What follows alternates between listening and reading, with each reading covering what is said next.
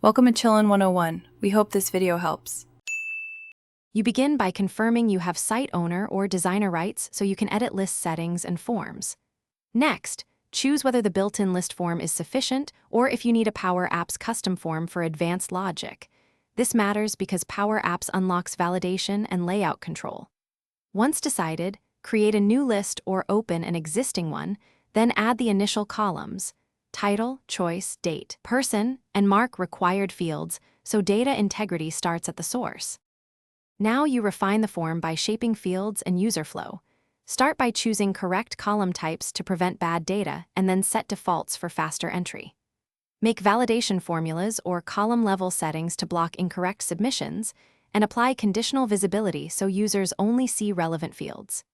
If you need richer behavior, like custom layouts, repeating sections, or third-party data, open the form in Power Apps where you can add controls, write if logic, and bind fields to data sources for a polished user experience. To complete the process, save and publish your form, then test thoroughly using typical user accounts and mobile browsers so you catch layout or permission issues. Make sure list permissions, versioning, and any Power Automate flows tied to submissions are enabled and functioning, because automation often breaks when fields change.